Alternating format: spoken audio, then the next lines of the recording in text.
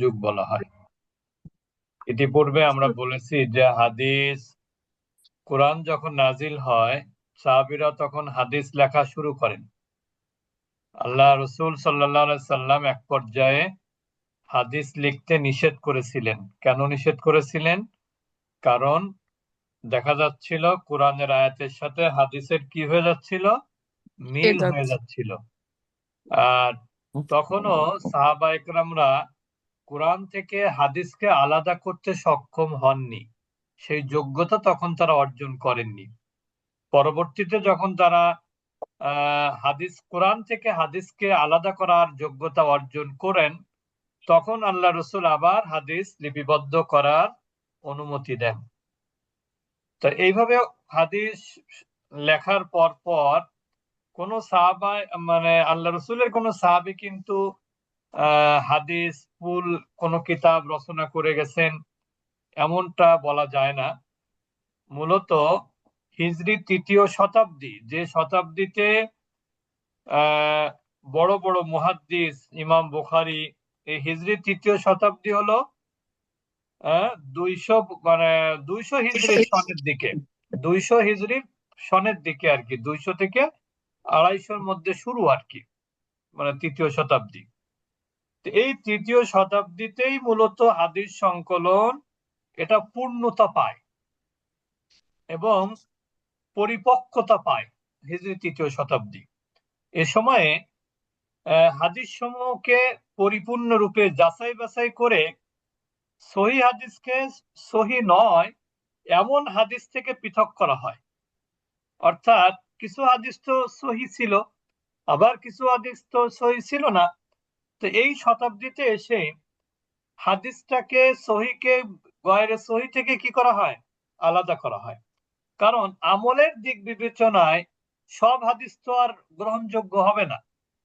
যে হাদিসটা সহি সেই হাদিসটার আলোকেই কি করতে হবে, আমল করতে হবে, এটাই নিয়ম।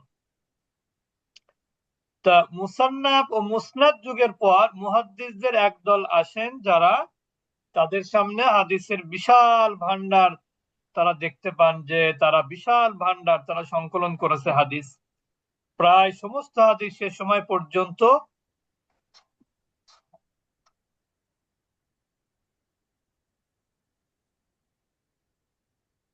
সেই সমস্ত সকল হাদিস তখন কি হয়, সেই সময় সকল হাদিস লিপিবদ্ধ হয়ে যায়।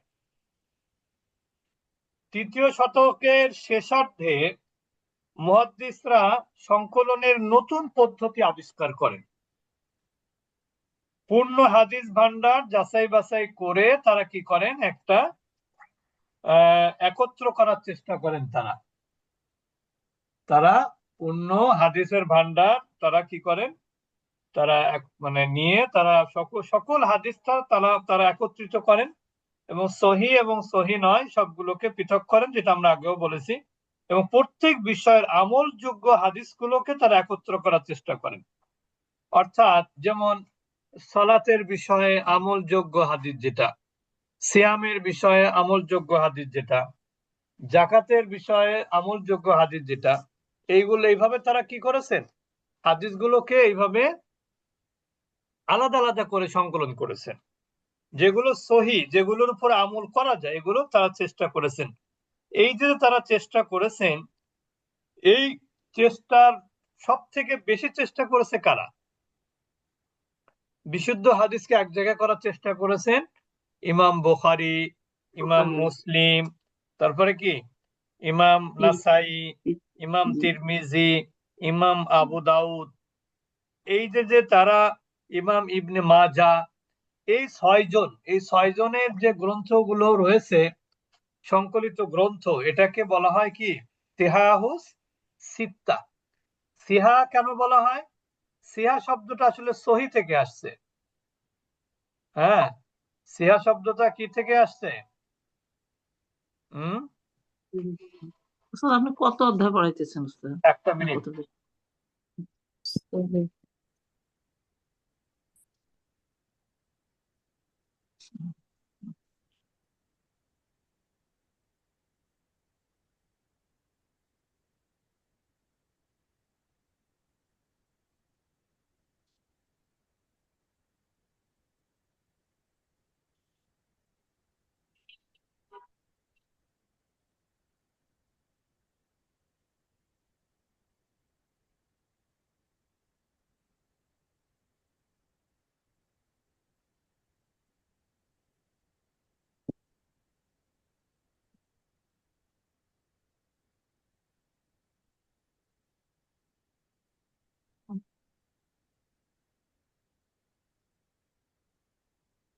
যেটা বলছিলাম যে সিহা শব্দের অর্থ কি, সিহাটা কিন্তু সহি থেকে, সহি মানে কি বিশুদ্ধ, সঠিক।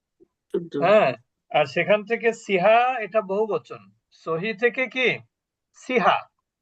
আর সিত্তা মানে কি, সিত্তা মানে ছয়, সিত্তা মানে কি ছয়, 6 বুঝতে পেরেছেন? তাহলে সিহা সিত্তা মানে কি,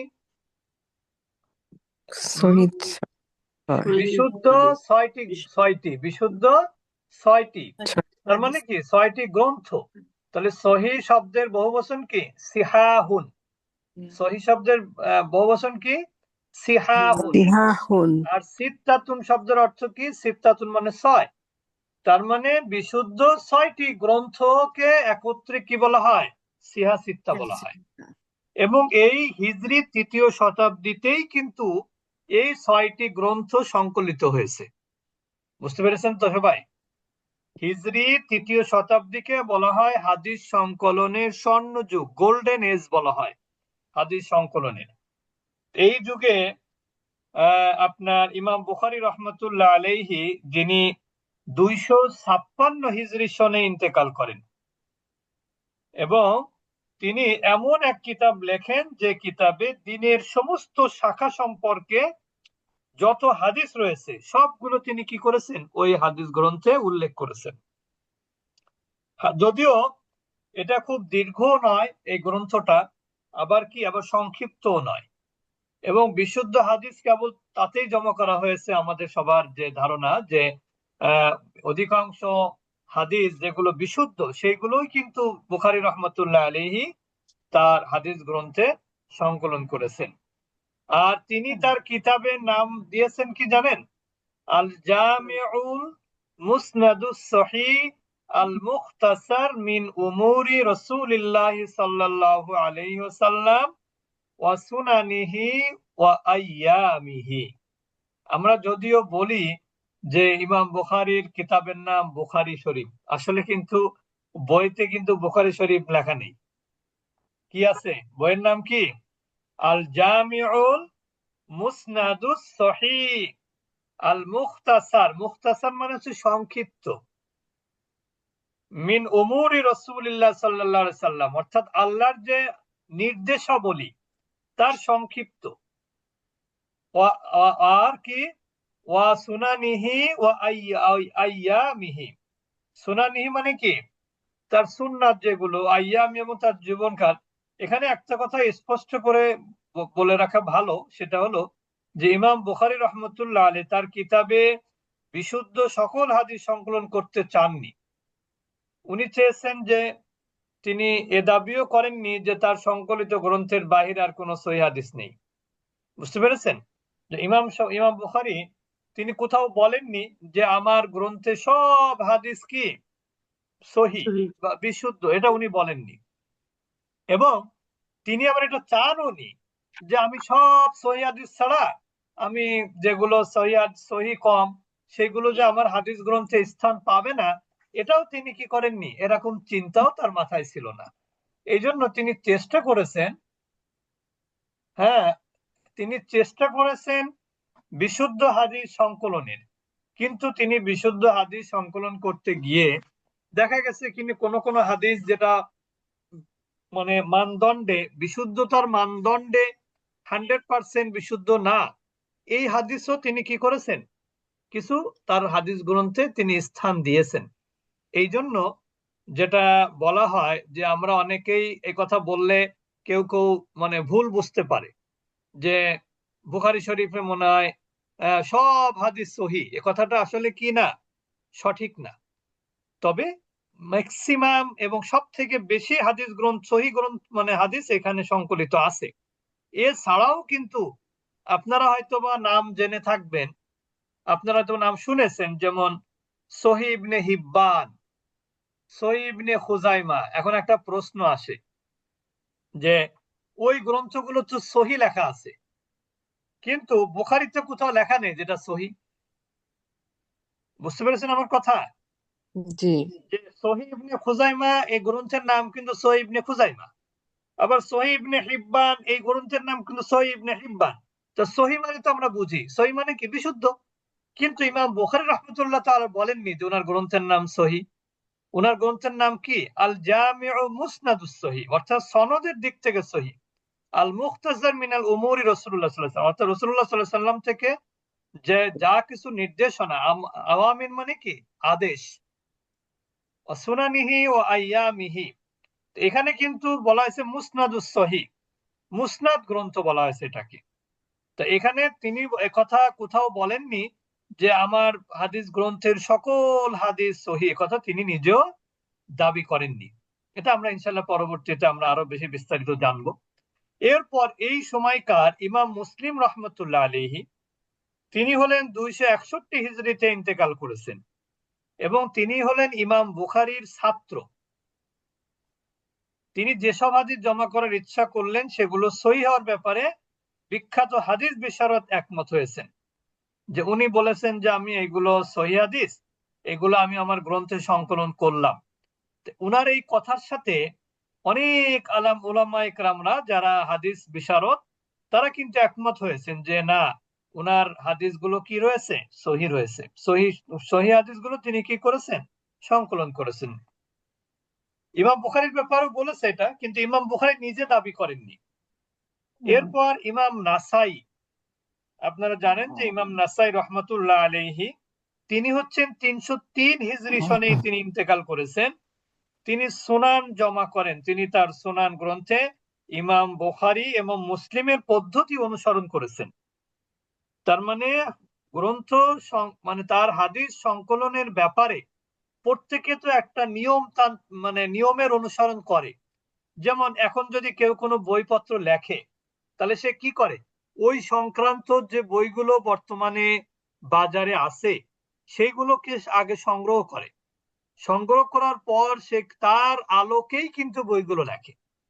তা ইমাম নাসাই তিনি কি করেছেন, বুখারী এবং মুসলিমের পদ্ধতির আলোকেই তিনি কি করেছেন, হাদিসগুলোকে সংকলন করেছেন বা সংগ্রহ করেছেন। ইমাম আবু দাউদ রহমতুল্লাহ আলাইহি, এনারা কিন্তু কেউ সাহাবী না, সবাই তো জানেন। এনারা কিন্তু তাবিও না, অর্থাৎ সাহাবীদেরকে দেখেছেন এমনটাও না কিন্তু।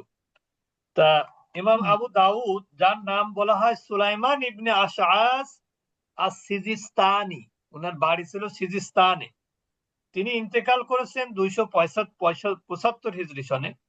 তিনি যেসব হাদিস সংকলনের ইচ্ছা করেন, যেসব হাদিস থেকে ফিকের ইমামগণ প্রমাণ গ্রহণ করেন, অর্থাৎ ইনি ইমাম আবু দাউদ রহমতুল্লাহ আলাইহি, তিনি এমন হাদিস সংকলন করেছেন যে হাদিসগুলো যারা ফকি তো বোঝেন, অর্থাৎ যারা আইনজ্ঞ ইসলামে, অর্থাৎ যারা বিভিন্ন, যেমন ইমাম আবু হানিফা, ইমাম মুসলিম, ইমাম শাফি, ইমাম হাম্বলি, এরকম অনেক, সুফিয়ান সাউরি, তো ইনারা যে ফকি, ইনারা যাতে ওনার হাদিস থেকে দলিল নিতে পারেন, উনি সেই আলোকে, তার মানে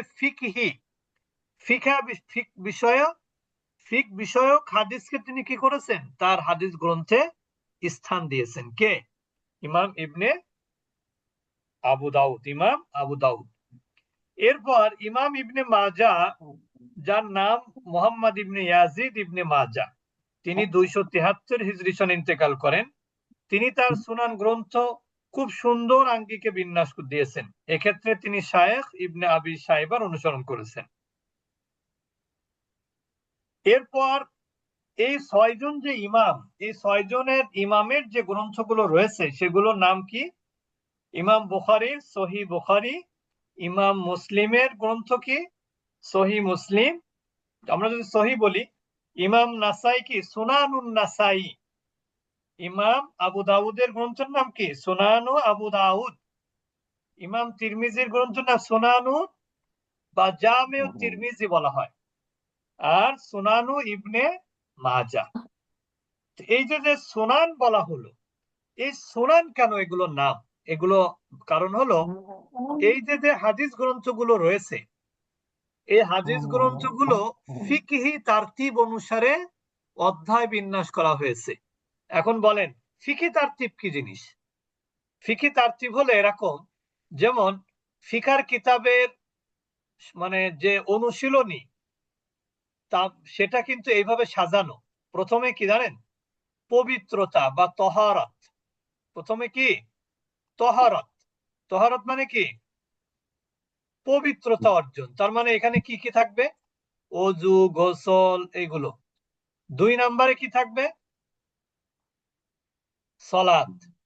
2 নম্বরে কি? সলাত। 3 নম্বরে কি? সিয়াম। বুঝতে পেরেছেন? 4 নম্বরে কি? যাকাত। যাকাত। এইভাবে মানে এই যে ধারাবাহিকতা, আপনি দেখবেন এই হাদিসগুলো খুললে প্রথম অধ্যায় থাকবে দেখবেন তহারাত, কিতাবুত তহারাত। তারপরে কি থাকবে? কিতাবুস সালাত। তারপরে কি থাকবে? কিতাবুস সিয়াম। তারপরে কি থাকবে? কিতাবুজ যাকাত। তারপরে কি থাকবে? কিতাবুল হাজ। এইভাবে অধ্যায় বিন্যাস করা হয়েছে। যে সমস্ত হাদিস গ্রন্থ সেইগুলোকে কি বলা হয়? সুনান বলা হয়। মনে থাকবে? জি এক কথায় বলতে পারি আমরা যে সমস্ত হাদিস গ্রন্থ ফিকহি তারতিব। ফিকহি তারতিব কি? অর্থাৎ ফিকা গ্রন্থগুলো যে ধারাবাহিকতা, তারতিব মানে কি? ধারাবাহিকতা, অধ্যায় বিন্যাস যেটাকে আমরা বলি, সহজে বুঝবেন। অধ্যায় বিন্যাস করা হয়েছে কিসের আলোকে? এইভাবে প্রথম অধ্যায় হলো তহারাত, দ্বিতীয় হলো সালাত, তারপরে হচ্ছে সিয়াম, তারপরে যাকাত, তারপরে হজ, এইভাবে কিতাবুল জিহাদ, এইভাবে কিন্তু অধ্যায় বিন্যাস করা হয়েছে। এটা কিসের ধারাবাহিকতা? এরকম অধ্যায় বিন্যাস করা হয় কোন ধরনের কিতাব? শিক্ষার যে কিতাবগুলো আছে না, ফিকার কিতাব, ওইগুলো। আর যে সমস্ত হাদিস গ্রন্থ এইভাবে অধ্যায় বিন্যাস করেছেন ফিকহি তারতিব অনুযায়ী, সেই সমস্ত হাদিস গ্রন্থকে কি বলা হয়? কি বললাম? সুনান। কি বলা হয়? সুনান। আর সুনানু তিরমিজি, সুনানু ইবনে মাজাহ, সুনানু নাসাই, এগুলোকে কি বলা হয়? সুনান। বুঝতে পেরেছেন? তা আমরা আজকে বেশি কিছু পড়বো না, এই জন্য সুনানের যে সংজ্ঞা, সুনানের যে পরিচয়, এইটা যদি আপনি এখন ভালো করে আয়ত্ত না করতে পারেন, তাহলে কিন্তু পরবর্তীতে এই পরিভাষা যখন আসবে তখন কিন্তু আপনি বুঝতে পারবেন না, তখন আপনার বুঝতে অসুবিধা হবে। এই জন্য আমরা আজকে একটা জিনিস আমাদেরকে হাইলাইট করতে হবে, সেটা হলো সুনান কাকে বলে। সুনান হচ্ছে যে সমস্ত হাদিস গ্রন্থ ফিকহি তারতিব অনুযায়ী অধ্যায় বিন্যাস করা হয়েছে, সেই সমস্ত হাদিস গ্রন্থকে কি বলা হয়? সুনান বলা হয়। আর সুনানুল আরবা, সুনানুল আরবা কোনটা কোনটা? আরবা মানে কি? 4। তাহলে সুনানুল আরবা কোনগুলো? সুনানুল আরবা আছে সুনানুন নাসাই, সুনানু তিরমিজি, সুনানু ইবনে আবি দাউদ, সুনানু ইবনে মাজাহ। ক্লিয়ার? সবাই বুঝেছেন? তাহলে সুনান গ্রন্থ, সুনান 4টে গ্রন্থকে সুনানুল আরবা বলা হয়। কয়টা গ্রন্থকে? 4টা। ওস্তাদ প্রথমটা কি বলেছিলেন? প্রথমটা তিরমিজি, আবু দাউদ, প্রথম যেটা বলেছেন তিরমিজি, আবু দাউদ, নাসাই, ইবনে মাজাহ। ইবনে মাজাহ। জি জি। তিরমিজি, আবু দাউদ, নাসাই, ইবনে মাজাহ, এই 4টাকে বলে সুনানুল আরবা। আরবা মানে 4। বুঝতে পেরেছেন? সুনানুল আরবা বলা হয়। আর সুনান কাকে বলে? যে সমস্ত হাদিস গ্রন্থ ফিকহি গ্রন্থের তারতিব অনুযায়ী হাদিসগুলোকে